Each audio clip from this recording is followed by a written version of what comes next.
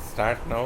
नमस्कार, स्वागत, सभी का स्वागत है। और आपने सूर्य नमस्कार किया, उसके बाद थोड़ी सी सांस की गति बढ़ी हुई और उसके बाद जो है हम उसको सामान्य करना ज़रूरी है ताकि हम अगला कुछ भी स्टेप आगे आसानी से कर सकें।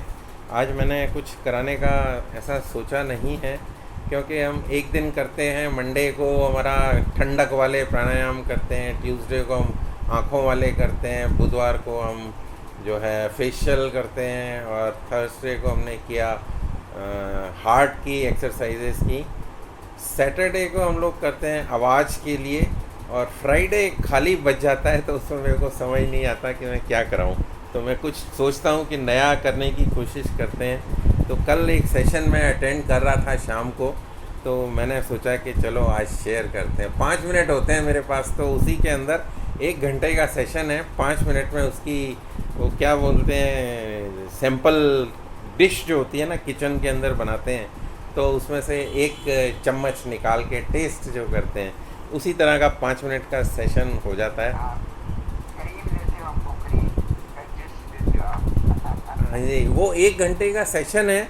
और किचन में जैसे हम लोग काम करते हैं तो कुछ प्रोड्यूस करते हैं, खाना बनाते हैं अच्छा अच्छा। तो जो आपके लिए खाना बनाते हैं वो क्या करते हैं कि उनके पास कुछ इंग्रेडिएंट्स होते हैं। उन्होंने पहले गैस ऑन की, फिर उसके ऊपर फ्राई पैन रखा, फिर वो उसमें तेल डालते हैं, फिर कुछ कटे हुए कुछ मसाले, जीरा कुछ डाला, प्याज डाले, टमाटर डाले, मसाले डाले, उसको भुना, सौते किया, फिर उसके अंदर कुछ इंग्रेडिएंट सब्जियां कुछ डाली और आपकी डिश तैयार हो गई। तो ये किचन का प्रोसीजर है। और मैं ये क्यों बता रहा हूँ कि मैंने जो कल देखा उसमें था कि बॉडी के अंदर हम दर्द कैसे पैदा करते हैं। So how to produce the pain in the body. और पेन हम प्रोड्यूस करते हैं, फिर उसके बाद डॉक्टरों के पास भागते हैं कि मेरे को पेन हो रहा है। तो वो पहले शुरू करता है वो पेन किलर से और पहुंच जाता है स्टेरॉइड्स तक। और उसके बाद भी अगर पेन ठीक नहीं होता, क्योंकि हमारा जो मेन इंग्रेडिएंट है वो हम ठीक नहीं करते, तो फिर सर्जरी पे पहुंच जाता है। और सर्जरी के बाद फिर पोस्ट सर्जरी कॉम्प्लिकेशंस में चले जाते हैं और पोस्ट सर्जरी कॉम्प्लिकेशंस के बाद रिहैबिलिटेशन में चले जाते हैं। और रिहैबिलिटेशन के बाद हम सोचते हैं कि कुछ हम वो एड्स, जैसे कोई वॉकर लेके चलता है, कोई स्टिक लेके चलता है, कोई व्हील चेयर लेके मूव करता है, तो वो स्टेज हमारी आ जाती है। तो ये हमारा एक साइकिल होता है कि हम दर्द कैसे पैदा करते हैं और एलोपैथी के अंदर डॉक्टर लोग कैसे आपको इलाज करते हैं। तो उसमें एक ने शेयर किया कि एक ऑर्थोपेडिक डॉक्टर था, तो वो कहता है कि मेरे को ना अपना दर्द ठीक कर रहे हैं। तो ऐसा नहीं है कि डॉक्टर जो है वो फिज़िकली फिट होते हैं। एक डेंटिस्ट मेरा फ्रेंड है, तो वो कहता है कि मैं सारा दिन जो है डेंटल लोगों के मुंह हैं, मुंह के अंदर झांकता रहता हूँ ऐसे, और झांक झांक के मेरे की जो सर्वाइकल है, गर्दन है, वो मेरी पेन कर रही है। तो मैं कैसे इसको ठीक करूँ।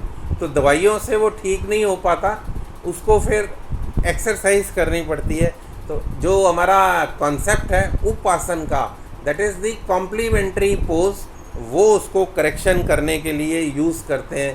तो करेक्शन कॉम्प्लीमेंट्री पोज क्या है, एक सेट ऑफ आसन्स हैं जिसमें सीक्वेंस आसन का पहला एक आसन किया, उसके बाद उसका कॉम्प्लीमेंट्री पोज करके उसको दूर किया।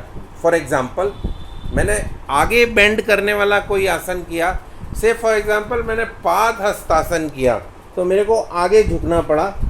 Immediately after that what I should do, अर्ध चंद्रासन करूं ताकि मैं कमर पे हाथ रख के और पीछे जाऊं, क्योंकि मेरी कमर एक बार आगे झुकी थी, अब मेरी कमर पीछे की तरफ जाएगी तो ये बैलेंस कर देगी स्पाइन को। अदरवाइज स्पाइन के ऊपर अननेसेसरी लोड आएगा, और अननेसेसरी लोड आने के बाद अगर वो आगे ही करते रहेंगे तो वो आगे झुकी रहेगी और उसमें पेन आ जाएगा, डी शेप हो जाएगी और आपको उसकी कॉम्प्लिकेशंस को सहन करना पड़ेगा। तो आपको क्या करना है, आगे झुके, उसके बाद पीछे जाने वाले आसन करना ज़रूरी है। अभी क्या होता है कि यहाँ पर बीच में से ऑब्जेक्शन आ जाता है कि हम तो ये करते हैं, लेकिन वो करते नहीं हैं। वो करते क्या है कि वो आसन का हिस्सा है। जो फॉर एग्ज़ाम्पल आपने मंडूक आसन ये किया, कौन सा आसन है, हाथ पीछे लेके गए और आगे आके झुके, तो आपने सोचा कि मैंने तो पीछे भी किया है और आगे भी झुके हैं। तो यहाँ पर हमारी कमर जो है आगे की तरफ झुकी हुई है, आगे की तरफ झुकी हुई है, तो हमारी कमर के ऊपर प्रेशर आ रहा है ऐसे।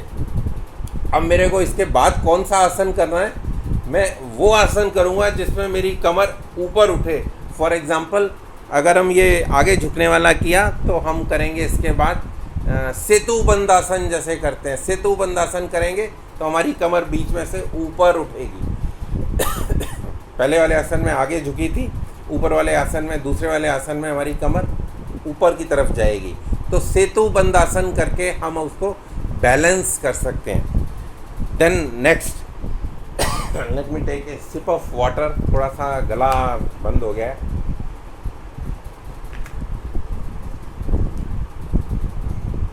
एक आसन जो हम लोग करते नहीं हैं, थोड़ा सा मुश्किल है, उसमें क्या है, जैसे सर्वांग आसन करते हैं। सर्वांग आसन हम करते हैं तो गर्दन के ऊपर सारा लोड आ जाता है, सिर नीचे होता है, पैर आपके ऊपर होते हैं। अभी मैं आसन करके नहीं दिखा रहा हूँ, 5 मिनट में सिर्फ उसका डिस्क्रिप्शन बता पाऊँगा।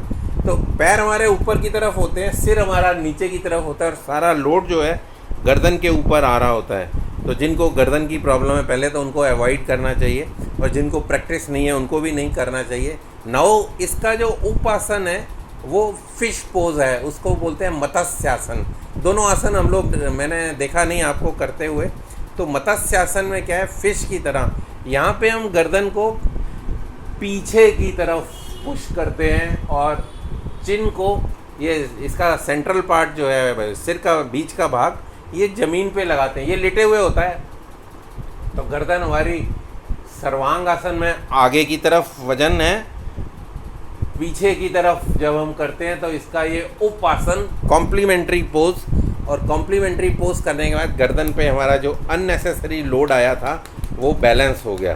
तो इस तरह कुछ हम क्रियाएं करेंगे तो हमारी जो बैलेंसिंग है वो होती रहेगी, और हमारे जो पेन्स हैं वो अननेसेसरी पेन्स जो हैं वो नहीं आएंगे, और आप अपने आप को ठीक रख पाएंगे। इसके ऊपर और चर्चा जो है अगले सेशन में कर पाएंगे, क्योंकि उसमें कुछ हमारे पॉस्चर्स हैं। पॉस्चर्स में जैसे किचन में हम लोग खड़े हो जाते हैं तो एक पैर पे खड़े हो जाते हैं, तो कंधा हमारा थोड़ा सा एक झुका होता है, एक उठा हुआ होता है, तो वो भी हमारे पॉस्चर स्पाइन के लिए नुकसान करता है। इसी तरह हमारा बैठने का जो पॉस्चर है उसमें भी हम गलत तरीके से बैठते हैं। मोबाइल जब हम देखते हैं तो हमारी गर्दन आगे की तरफ रहती है, तो ये भी सर्वाइकल के लिए नुकसानदायक है। और इसके अलावा जो है लेटने का हमारा जो तरीका है, कुछ लोग ऑफिस से आते हैं, ऑफिस से आए, पीछे एक तकिया रखा, उसके ऊपर एक और तकिया रखा, उसके ऊपर एक और तकिया रखा, और आराम से जैसे वो नवाब लोग बैठते हैं उस तरह बैठ गए, और फिर आपका चाय आ गई, आपके पास अखबार आ गया, आपके पास मैगज़ीन आ गई, आपके हाथ में रिमोट आ गया, और आपके सारे पॉस्चर्स जो हैं वो मिसमैच हो रहे हैं। तो वहाँ से आपको जो है स्पाइन की प्रॉब्लम जो है वो जनरेट होती है। तो ये दर्द पैदा करने के कुछ तरीके और कुछ छोटे छोटे इलाज, और इसके ऊपर चर्चा हम बाद में, टाइम मेरा बहुत ज़्यादा हो गया है तो इसके ऊपर और चर्चा बाद में करेंगे। और ये 1 घंटे का सेशन है, अगर कभी परमिशन हुई तो मैं वो वीडियो रन करूँगा तो आपको पता लगेगा कि दर्द कैसे पैदा होता है और दर्द का निवारण कैसे होता है। तो आज के लिए इतना ही। आप सभी का धन्यवाद। नमस्कार।